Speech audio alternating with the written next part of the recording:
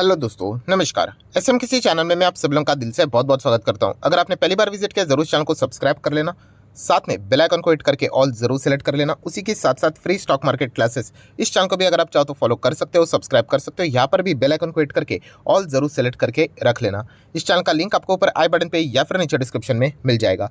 उसी के साथ साथ आज के दिन के पहले दो इंपॉर्टेंट वीडियोस, दोनों वीडियो के लिंक नीचे डिस्क्रिप्शन में, आप चाहो तो इनको भी कवर कर सकते हो। तो चले दोस्तों, फिलहाल इस वीडियो को स्टार्ट हम कर लेते हैं।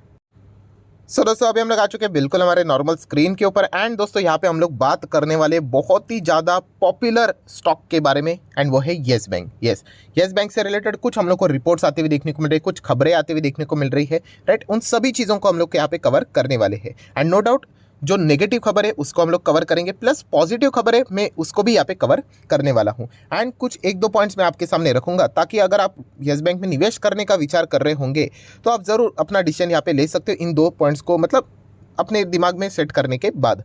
चलिए ठीक है, आज के दिन की बात करें येस बैंक की, अगर हम लोग बात करें तो कुछ नहीं, बिल्कुल नॉर्मल परफॉर्मेंस देखने को मिला। फिर भी अच्छा ही हम लोग बोल सकते हैं जिस प्रकार से बाजार में ज़बरदस्त गिरावट देखने को मिली। एंड खास करके जो स्टॉक्स ऑलरेडी ज़बरदस्त भागे हुए रहते हैं उनमें यूजुअली गिरावट हम लोग को इजीली होते हुए देखने को मिल जाती है। प्रॉफिट बुकिंग के लिए थोड़ा सा बहाना मिल जाता है।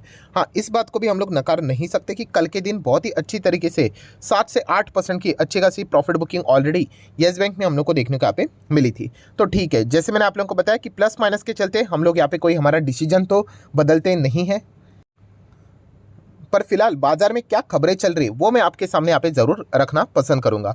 तो दोस्तों अगेन कहना चाहूँगा, ये जितने भी टारगेट लेवल्स जो है बोले जाते हैं वो मैं खुद मेरे हिसाब से कभी नहीं बोलता हूँ। जो भी नए नए रिपोर्ट्स के जरिए सामने आते हैं जो कि बड़ा नाम है वो मैं आपके सामने रखने की कोशिश करता हूँ। जैसे कि येस बैंक में बताया जा रहा है कि 28 से 30% की गिरावट हो सकती है। ये कोई मेरा बयान नहीं है, ये बयान दिया है दोस्तों कोटक इंस्टीट्यूशनल इक्विटीज़ ने।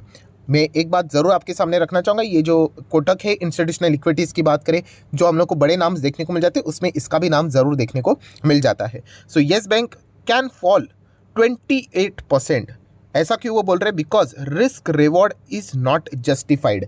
ये किसने बोला है? Kotak institutional equities. तो अगेन नो डाउट, देखिए प्रॉब्लम क्या होता है कि जो छोटे पेनी टाइप के स्टॉक्स होते हैं, पेनी मतलब जो एक ज़माने में बहुत ही हायर लेवल पे चलते थे, अभी देखा गया तो 20-30 रुपए पे मिलते हैं, तो इसमें रिटेल इन्वेस्टर का पार्टिसिपेशन बढ़ जाता है। एंड रिटेल इन्वेस्टर ग्रो इसीलिए नहीं कर पाते क्योंकि वो अपने स्टॉक्स से रिलेटेड खिलाफ कोई भी खबर नेगेटिव सुनना पसंद ही नहीं करते। मैं अगेन कहना चाहूँगा कि आपने इन सारी चीज़ों को जानने की कोशिश करनी होती है। उसके बाद अगर आपको अच्छा लगे तो ठीक है, नहीं अच्छा लगे तो वैसे भी चाहो तो इग्नोर कर सकते हो। बट बिना जाने हम लोग डायरेक्टली क्या होते थे, रिएक्ट करना शुरू कर देते हैं। एनीवेज, सो कोटक ने ऐसा क्यों बोला है तो चलिए उसको थोड़ा सा पढ़ लेते हैं। तो ठीक है दोस्तों, पैराग्राफ मैंने ओपन कर लिया। तो जैसे शुरुआत मैंने आप लोगों को बताया था, उस हेडलाइन की थी, उसी से रिलेटेड उन्होंने शुरुआत की है कि risk reward is not justified. Because अगर हम लोग यहाँ पे बात करें तो फिलहाल येस बैंक का जो फेयर वैल्यू है अकॉर्डिंग टू द कोटक वो 16 रुपये के आसपास यहाँ पे बन रहा है। एंड फिलहाल के प्राइस के हिसाब से अगर कैलकुलेट करोगे तो 28% डाउन साइड फिलहाल तो नज़र आ रहा है। तो ऐसा उन्होंने क्यों बोला, तो चलिए उसके ऊपर अभी जंप कर लेते हैं। तो दोस्तों आप देख सकते हैं कि कोटक ने अपने रिपोर्ट में ये बातें बोली है कि वो सरप्राइज हो चुके येस बैंक के वैल्यूएशन को लेकर।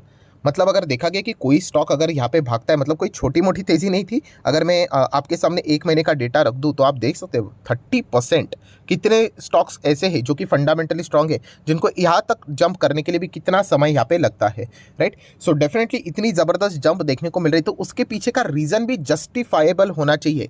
ये कोटक फिलहाल बोलने की कोशिश कर रहा है एंड वो उनको नज़र यहाँ पे नहीं आ रहा है। कोटक का मानना यही है कि अगर हम लोग इस तेजी के पीछे की वजह को आइडेंटिफाई करने जाते हैं तो कोई नई वजह यहाँ पे नहीं मिल रही है। मतलब अगर हम लोग देखेंगे तो यही डेटा देखने को मिलता है कि असेट रिकंस्ट्रक्शन कंपनी या फिर कैपिटल जो इसके अंदर डाला जाएगा, कार्लेल एडवेंट की बात करें 5,000 करोड़ यहाँ पे मिलेंगे, 5100 करोड़। तो ये जो सारी खबरें हैं वो देखा गया तो कोई भी फ्रेश डेवलपमेंट नहीं है, नॉट अ फ्रेश डेवलपमेंट। तो इसलिए कोटक ने यहाँ पे कहा है कि तेज़ी तो यहाँ पे आ जाती है। वो बात ये नहीं कर रहे हैं कि तेज़ी कैसे आए, वो तेज़ी मतलब क्या होती है दोस्तों, मेन मुद्दा होता है कि तेज़ी टिकना। ये मैंने आप लोगों को बहुत बार बताया है कि तेज़ी का टिकना ये सबसे इंपॉर्टेंट पैरामीटर होता है। वरना भागने के लिए तो पेनी स्टॉक भी भागते हैं। मैंने बीच में आप लोगों को डेटा भी दिखाया था कि आरकॉम 450% भागा। मुद्दा ये नहीं है कि 450%, मुद्दा ये है कि वो वहाँ पे भागने के बाद रुकना चाहिए। तो उसके हिसाब से बातें बोली जाती है, राइट। सो इसीलिए कोटक की अगर हम लोग बात करें तो उन्होंने भी ये कहा है कि तेज़ी से प्रॉब्लम नहीं है, बट तेज़ी टिकने के लिए जो चीज़ें यहाँ पे चाहिए, मतलब ये जो प्रीमियम वैल्यूएशन हम लोग को देखने को मिल रहा है कि इतना भागा क्यों है, उसके पीछे का जो रीज़न है वो कोई जस्टिफाइबल रीज़न नज़र यहाँ पे नहीं आता है। एंड इसीलिए कोटक ने यहाँ पे कहा है कि उनके मुताबिक येस बैंक का जो वैल्यूएशन है वो बहुत ज़्यादा महंगा है। आने वाले समय में 28% तक हम लोग को गिरते हुए देखने को मिल सकता है। मतलब अभी की जो खबरें हैं ना, वो यहाँ पे पुरानी जो खबरें थी उसी को मद्देनजर रखते हुए स्टॉक को एक्स्ट्रा भगाया जा चुका है। यही खबर फिलहाल तो हम लोग को देखने को यहाँ पे मिल चुकी है। सो ये सारी खबरें यहाँ पे अगर मैं बात करूँ, जो डेटा है वो येस बैंक से रिलेटेड कोटक ने अपने रिपोर्ट में यहाँ पे मेंशन की है। सो दोस्तों, कोटक से रिलेटेड बात हो गई। अभी आ जाते हैं सेकंड रिपोर्ट के ऊपर। सेकंड रिपोर्ट किसका है? मॉर्गन स्टैनली का। सो मॉर्गन स्टैनली की अगर हम लोग बात करें, उन्होंने क्या पॉजिटिव बोला है या फिर नेगेटिव बोला है, तो उन्होंने भी येस बैंक को फिलहाल अंडरवेट का कवरेज यहाँ पे किया है। ऐसा क्यों? उन्होंने बोला है कि 20 रुपीज़ के आसपास येस बैंक का वैल्यूएशन बैठता है, मतलब करंट प्राइस के हिसाब से 8% की डाउनफॉल वो एक्सपेक्ट यहाँ पे कर रहे हैं। रीज़न वही है, सेम चीज़ उन्होंने बोली है कि कुछ ज़्यादा ही भागते हुए देखने को यहाँ पे मिल रहा है। एंड देखा गया तो इतना ज़बरदस्त, मतलब इंजन इतना ज़बरदस्त गर्म होने के बाद ठंडा हो जाता है, तो गिरावट इसमें जब होगी वो जोरदार यहाँ पे हो सकता है। एंड इसी के चलते कल के दिन हम लोगों ने डेमो भी देख लिया कि येस बैंक में 7 से 8% की दमदार गिरावट भी हम लोग को देखने को यहाँ पे मिली थी। तो इसलिए अगर आप निवेश करने के लिए जा रहे हो तो ये पॉइंट्स आप लोगों को पता है यहाँ पे होना चाहिए। इस तेजी का फायदा खास करके जो ट्रेडर है, एंड कौन से ट्रेडर जिनको न्यूज़ से रिलेटेड पहले अच्छी खासी जानकारी रहती है, वो ट्रेडर इसका फायदा उठा रहे हैं। रिटेल इन्वेस्टर को हमेशा तरीके से बाद में जब तेजी मतलब हो जाती है तभी यहाँ पे चीज़ों का पता यहाँ पे चल रहा है। एंड सिमिलर वे आपको याद भी होगा कि कुछ ही महीनों पहले एमके ग्लोबल ने तो बहुत ही बड़ा दावा किया था कि येस बैंक तो मतलब 12 रुपये तक क्रैश हो सकता है। एंड ये 12 का टारगेट मतलब उन्होंने आजकल की बात नहीं की है, उन्होंने कहा है कि ओवरऑल 1 साल के भीतर भीतर जैसे इनका लॉकिंग खत्म हो जाएगा उसके बाद येस बैंक का जो टिकना है वो बहुत मुश्किल है। ये भी सारे पॉइंट्स एमके ग्लोबल्स जितने भी अलग अलग ब्रोकरेजेस है, मॉर्गन स्टैनली की भी अगर हम लोग बात करें तो उन्होंने सारी चीज़ें अपने रिपोर्ट में इसी पॉइंट को बार बार यहाँ पे हाईलाइट करवा के रखा हुआ है। जितनी भी तेजी थी वो ऑलरेडी प्राइस इन यहाँ पे हो चुकी है। ये भी मॉर्गन स्टैनली ने अपने रिपोर्ट में येस बैंक के तहत यहाँ पे बोला है। सो कुल मिलाकर अगर हम लोग बात करें तो मैक्सिमम रिपोर्टिंग हम लोग को येस बैंक से रिलेटेड फिलहाल तो नेगेटिव देखने को मिल रही है। सो क्या सभी नेगेटिव बोल रहे हैं? तो नहीं दोस्तों, कुछ लोगों के पॉजिटिव भी व्यूज हैं, तो चलिए वो भी मैं आपके सामने रखना चाहूंगा। ऐसी बात नहीं कि सिर्फ नेगेटिव करके। तो प्रभुदास लीलाधर की अगर हम लोग बात करें, बहुत ही पॉपुलर नाम है, आप सभी लोगों को पता है। तो उन्होंने येस बैंक से रिलेटेड कहा कि उनको और भी फर्दर तेजी देखने को यहाँ पे मिल रही है। पर ये जो तेज़ी से रिलेटेड उन्होंने बात की है, जो मैं अभी आप लोगों के सामने यहाँ पे रख रहा हूँ कि इतना तेज़ येस बैंक जा सकता है, प्रभुदास लीलाधर ऐसे बोल रहे हैं। बट यहाँ पे आप चेक कर सकते हो, उन्होंने एक शब्द का इस्तेमाल किया है। कौन सा? वही जो अभी मैंने इस्तेमाल किया, बट मतलब कंडीशन डाला है। उन्होंने यहाँ पे कहा है कि येस बैंक में भयंकर तेज़ी तभी पॉसिबल है। भयंकर मतलब तेज़ी, मतलब उन्होंने बात की है कि येस बैंक 28 तक जा सकता है, देन 32 एंड उसके बाद 37 तक जंप यहाँ पे करवा सकता है। पर जैसे मैंने आप लोगों को कहा कि उन्होंने एक शब्द का इस्तेमाल किया, कौन सा? बट। तो क्या उन्होंने बट का इस्तेमाल किया है कि इसके चलते येस बैंक को बहुत लंबी समय तक सस्टेन रहना पड़ेगा। और वो कौन सा लेवल है? 20 रुपया 75 पैसे।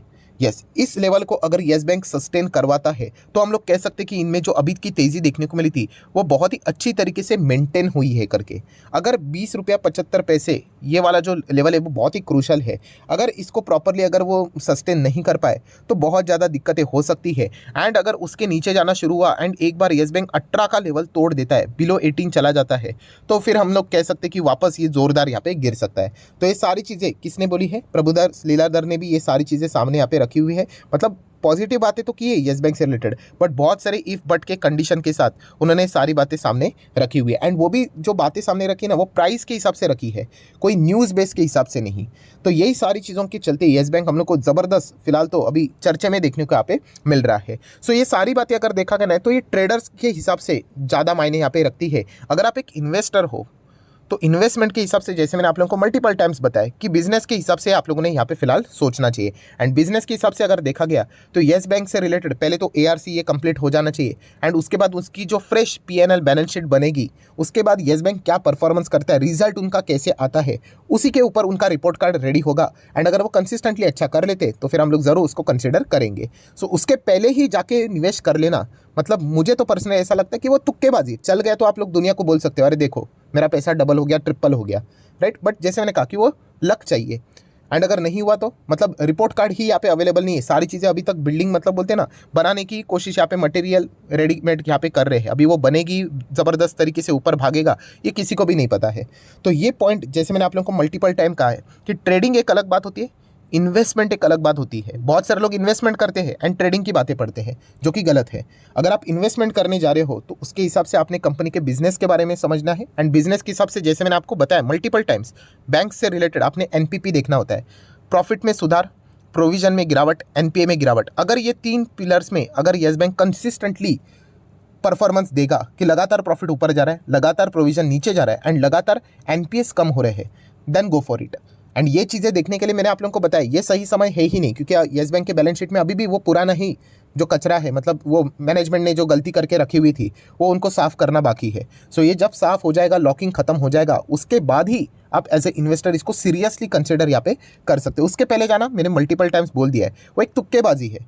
चल गया तो चल गया, वरना अटक गए, ऐसी सिचुएशन आप लोगों को देखने को मिल सकती है। सो फिलहाल आप देख सकते हो ब्रोकर इंडस्ट्री में भी, रेटिंग एजेंसी में भी येस बैंक से रिलेटेड ज़बरदस्त कॉन्फ्लिक्ट देखने को मिल रहा है। कोई कह रहा है कि यहाँ से और ज़बरदस्त भाग के 40 तक भी जा सकता है, तो कोई 12-16 रुपये का भी टारगेट यहाँ पे दे रहा है। अभी कौन सही जाएगा, कौन गलत जाएगा, ये तो आने वाला वक्त ही तय करेगा। तो आप भी अपनी राय ज़रूर कमेंट सेक्शन में मेंशन कर देना कि आपको क्या लगता है कि येस बैंक क्या यहाँ से 40 तक जा सकता है, मतलब 37-40 तक, या फिर वो वापस नीचे 10-12-15 रुपये के रेंज तक यहाँ पे आएगा। अलॉन्ग विद द रीज़न आपको जो भी सही लगता है आप अपनी राय कमेंट सेक्शन में यहाँ पे रख सकते हो। सो मैंने तो मेरा लॉजिक मल्टीपल टाइम्स आप लोगों के सामने यहाँ पे क्लियर कर दिया है। सो आशा करता हूँ आपको वीडियो पसंद आया होगा, तो चाहो तो इसको लाइक एंड शेयर कर सकते हो। एंड डीमैट अकाउंट अगर आपने अभी तक ओपन नहीं किया तो लिंक नीचे डिस्क्रिप्शन में 25 वीडियो की लिस्ट आपको बिल्कुल फ्री ऑफ कॉस्ट प्रोवाइड कर दी जाएगी। आपका नाम, कौन सा अकाउंट आपने लिंक के थ्रू ओपन किया, प्रॉपर्ली कमेंट सेक्शन में मेंशन कर देना, तो हफ्ते भर के अंदर अंदर सारे लेक्चर्स आप लोगों को मेरे साइड से फ्री ऑफ कॉस्ट प्रोवाइड कर दिए जाएंगे। So that's it, thank you very much दोस्तों, we will be meeting our next video. तब तक के लिए बाय बाय।